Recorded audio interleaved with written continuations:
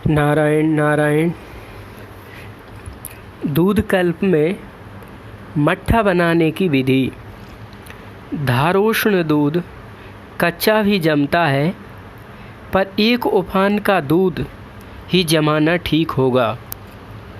दही जमाकर सेर दही पीछे पाव पानी मिलाकर मथ लेना चाहिए, जिसमें दही पानी में पूर्णतया मिल जाए। दही से मक्खन निकालने की ज़रूरत प्रत्येक रोगी के लिए नहीं होती। जिन्हें पुरानी संग्रहणी या पुराने आंव का रोग है, उन्हें आरंभ में अवश्य मक्खन निकालकर ही मट्ठा लेना चाहिए और मट्ठे को पतला करके पानी भी मिलाना चाहिए। वह धीरे धीरे ज्यों ज्यों दस्त बंधता जाए एवं रोगी की भूख मांगती जाए, त्यों त्यों पानी की मात्रा सेर पीछे पाव तक लानी चाहिए एवं घी निकालना कम करते जाना चाहिए। पानी कम करना एवं मक्खन निकालना बंद करना, ये दोनों कार्य एक साथ नहीं करना चाहिए। पहले पानी का कम किया जाए, फिर मक्खन निकालना बंद किया जाए। ये दोनों काम कई रोगियों में 5-7 दिनों में ही हो जाते हैं, पर कईयों में 15-20 साल तक लग जाते हैं।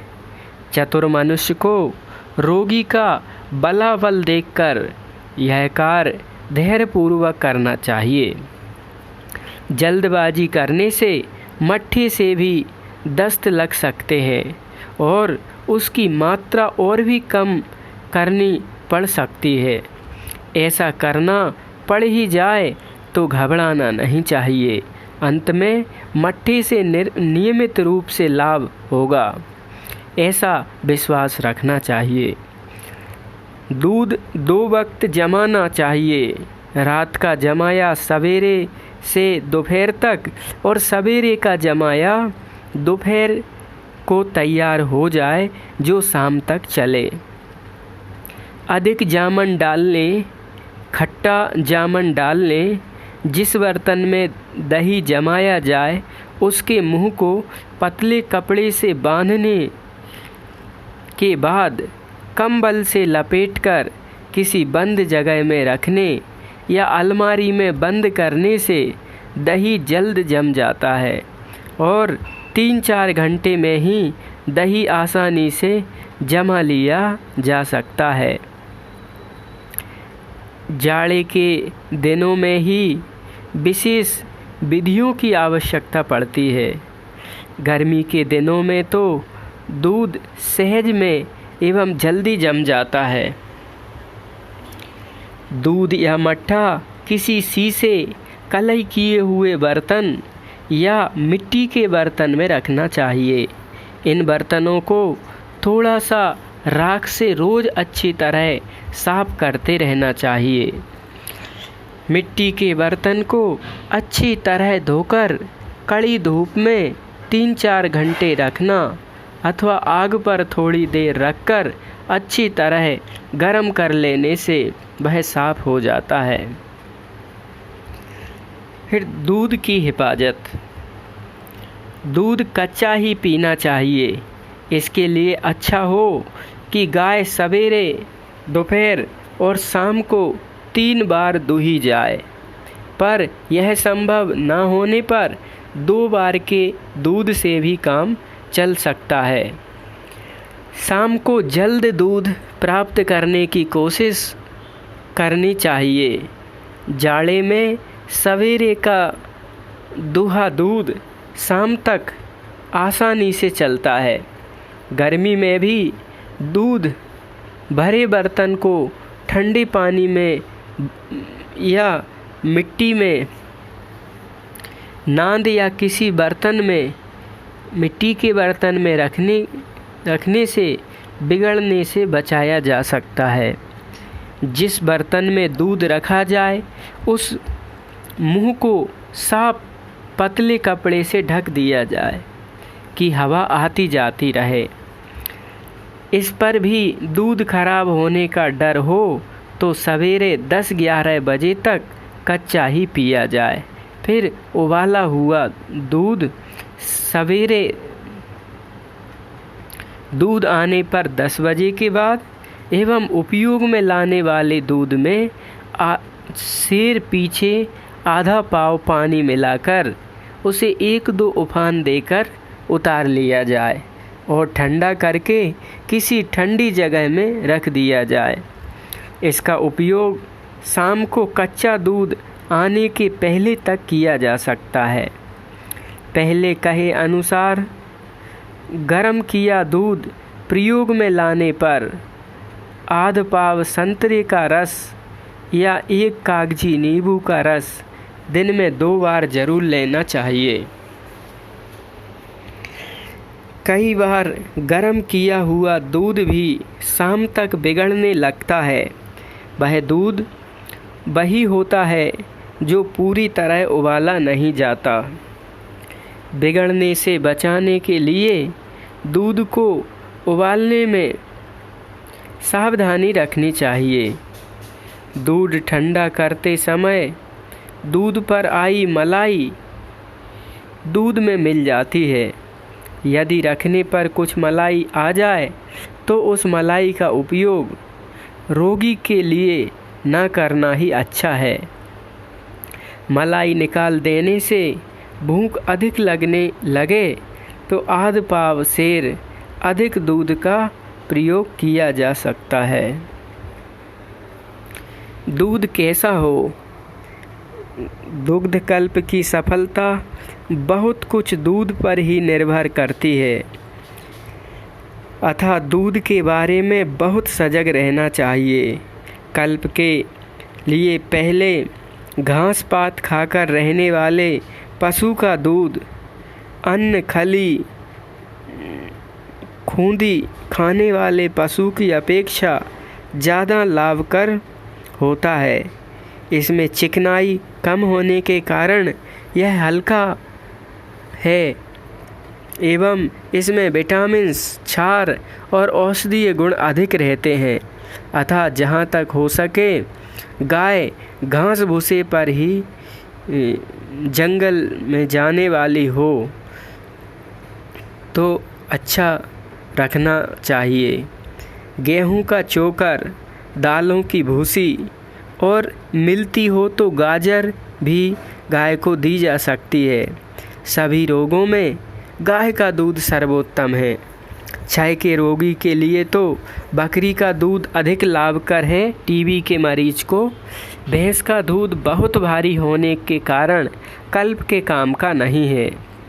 भैंस का दूध लेना ही पड़े तो आधे दूध का क्रीम जरूर निकलवा लेना चाहिए। मट्ठा बनाया जाए तो रोगी की पाचन शक्ति को देखते हुए बिलोकर आधे या अधिक या पूरे दही से मक्खन पूरा निकाल लेना चाहिए।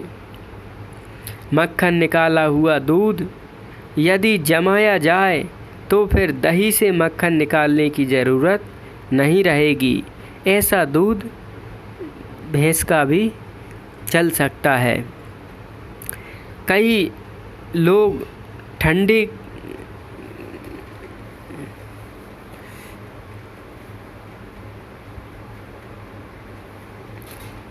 वैसे प्रयास तो ये रहना चाहिए कि गाय का दूध ही कल्प में लिया जाए। वो कहाँ गया जिन्नू? क्या ले लेना? चिकन भी लेना है, चिन्नू को दे देना। तो बढ़िया है। कई लोग ठंड के बजाय गर्म दूध पीना ज़्यादा पसंद करते हैं और जाड़े के दिनों में भी प्रायः सभी रोगी दूध की 2-4 खुराक गर्म पीना चाहते हैं। दूध की 2-4 अंतिम मात्राओं को गर्म कर लेना कल्प में हुए कब्ज को हटाने में कई बार सहायक भी सिद्ध होता है। पर दूध को सीधे आग पर न रखकर गर्म पानी के द्वारा गर्म करना उत्तम होगा। एक लोटे या छोटी बटुली को आधे पानी में भरकर आग पर रखा जाए और जब पानी उबलने लगे तो गिलास में दूध की मात्रा डालकर गिलास बटुली में रख दिया जाए। 2-3 मिनट में दूध गर्म हो जाएगा। इस रीति से दूध खौलाया भी जा सकता है, पर दूध चाय की तरह का गर्म नहीं, साधारण गर्म ही पीना चाहिए। आग की सिगड़ी या चूल्हा रोगी के कमरे में न रखकर बाहर रखने का इंतजाम करना चाहिए। कल्प में विश्राम। दुग्ध कल्प में पूर्ण विश्राम करना चाहिए। अधिकतर मौन, कम पढ़ना, कम से कम बोलना, सोच आदि के लिए नज़दीक ही इंतजाम रखना चाहिए।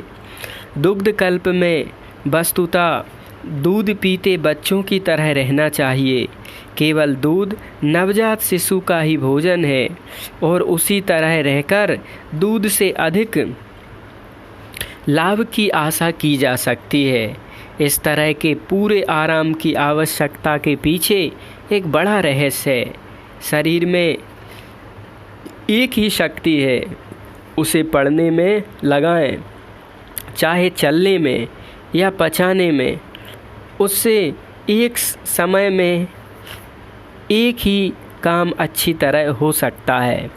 क्या आपने देखा नहीं है कि भोजन के बाद तुरंत चलने या अध्ययन करने बैठने से भोजन बड़ी देर में पचता है, अतः जब दिन भर दूध पीकर पाचन क्रिया को जारी रखा जाता है तब सारी शक्ति पाचन में लगाने के लिए आराम करना बहुत ज़रूरी है। आराम लेटे लेटे ही अच्छा होता है। बैठने में भी शक्ति का कुछ अपव्यय होता है।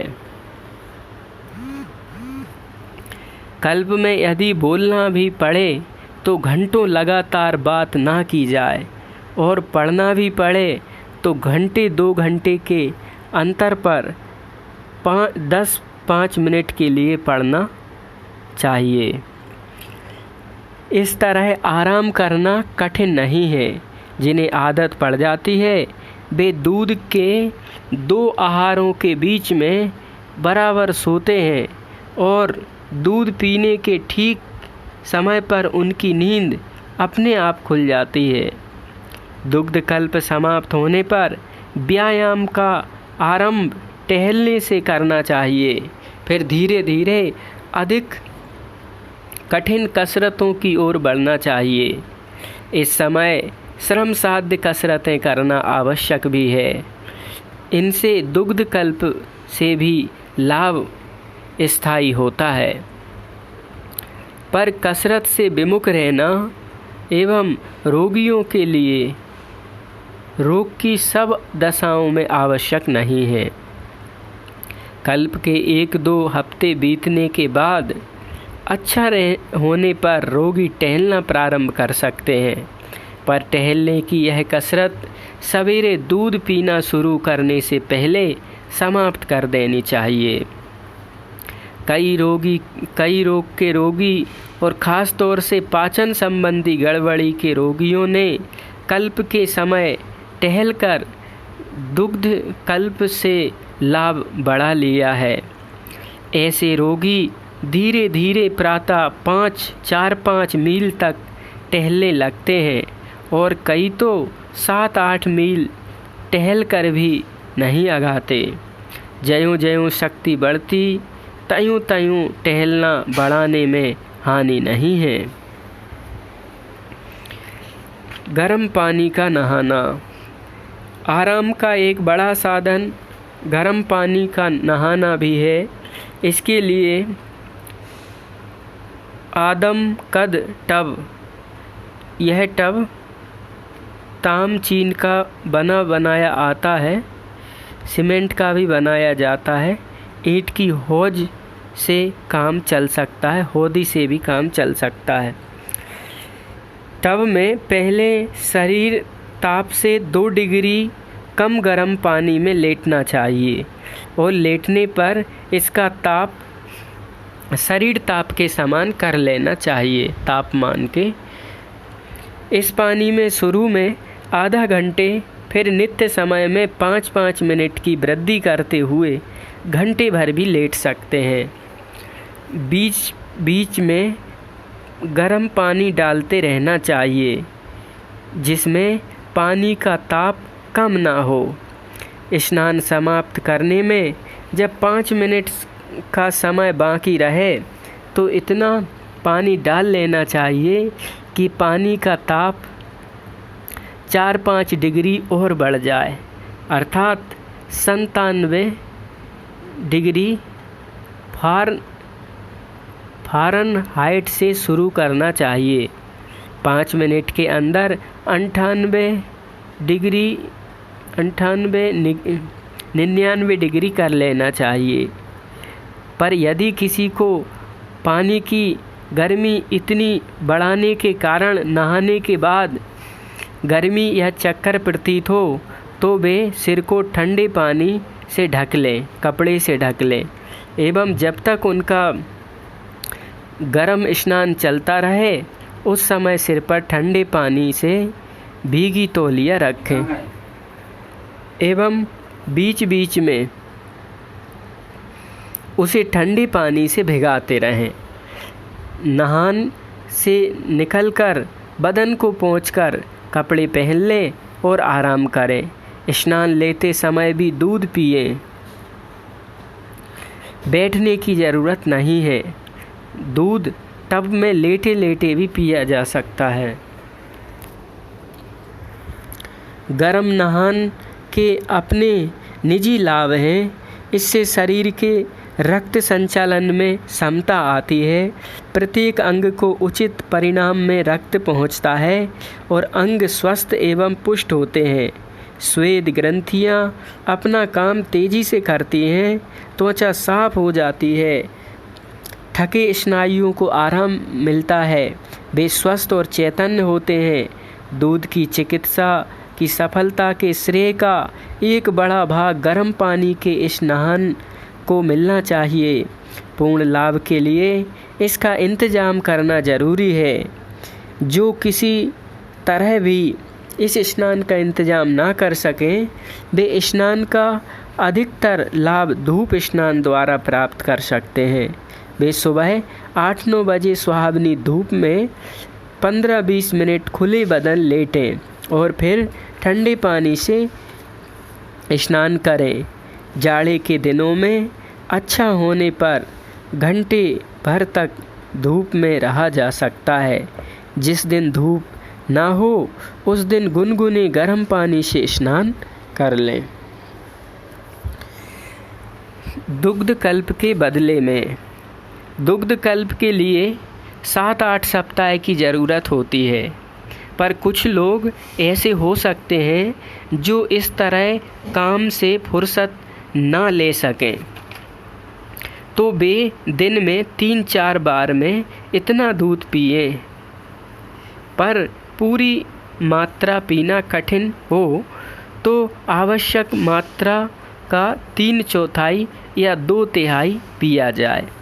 इस प्रकार एक बार में सेर 1.5 सेर दूध पीना होगा।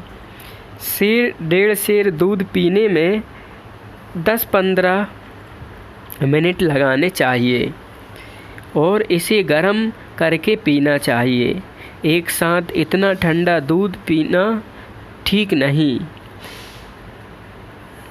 दूध शरीर के तापमान के समान ही गर्म होना चाहिए, अन्यथा शरीर को उसे पचाने के लिए ताप के जितना गर्म करने में शक्ति खर्चा करना पड़ेगी। दूध देर तक पेट में पड़ा रहेगा। दूध के इस प्रकार के प्रयोग के साथ प्रत्येक बार एक संतरा भी लेना चाहिए। एक दूसरी रीति भी है उसके अनुसार सवेरे 10-11 बजे या दोपहर तक कल्प की तरह दूध पीना चाहिए और शाम को फिर एक बार दूध एवं फल का आहार ग्रहण करना चाहिए, पर फल खट्टे ना हों। इस विधि में भी आवश्यकता से आधा या 2/3 ही दूध पिया जा सकेगा। अतः जहाँ कल्प 5-6 सप्ताह में समाप्त हो जाता है, इस विधि से दूध 7-8 सप्ताह तक पीने की ज़रूरत होती है। दुग्ध कल्प की यह सरल विधि स्कूल में पढ़ने वाले बच्चे की भी समझ में आने वाली दुग्ध कल्प की इस सरल विधि से ऐसे भयंकर रोग आसानी से चले जाते हैं जिनके सामने डॉक्टर भी हार मान लेते हैं, एवं इस विधि से ऐसे अनगिनत रोगी स्वास्थ्य लाभ प्राप्त करने में सफल हुए हैं जो हर तरफ से निराश हो चुके थे एवं जिनका रोग डॉक्टर वैद्य हकीमों ने असाध्य बताकर छोड़ दिया था। विविध रोगों के सैकड़ों रोगियों को कल्प कराने से प्राप्त अनुभव के आधार पर मैं यह कह सकता हूँ कि मनुष्य शरीर में होने वाले प्रायः सभी जीर्ण रोगों में, चाहे उनका संबंध सारे शरीर से हो या शरीर के किसी अंग से, दुग्ध कल्प करने से रोगों में आश्चर्यजनक लाभ मिलता है। अक्सर रोगियों को जब दूध कल्प की बात बताई जाती है तो उन्होंने कहा है कि हमने कभी दूध पिया नहीं, हमें दूध की गंध तक नहीं अच्छी लगती, फिर दिन भर दूध पीना तो दूर की बात है। उनसे इस कथन में ही अक्सर उनकी रोग का कारण मिल जाता है और मैंने उन्हें बराबर यही जवाब दिया कि दुग्ध कल्प की इस विधि से आप दूध अवश्य ग्रहण कर सकेंगे और उनके रोग एवं सुविधा को समझकर उचित रीति से उन्हें दूध पिलाया गया है तो दूध का लाभ उन्हें निश्चित रूप से मिला है। दूध से प्राप्त स्वास्थ्य, दूध से प्राप्त लाभ स्थायी अवश्य होता है, पर जिन गलतियों के कारण स्वास्थ्य बिगड़ा था उन्हीं को फिर से दोहराया जाएगा तो स्वास्थ्य बिगड़ेगा। हाँ, हो सकता है कि जिस रोग के लिए दुग्ध कल्प किया जा रहा है वह रोग न होकर दूसरा रोग हो, अतः परहेज सावधानी तो आवश्यक है। नारायण नारायण।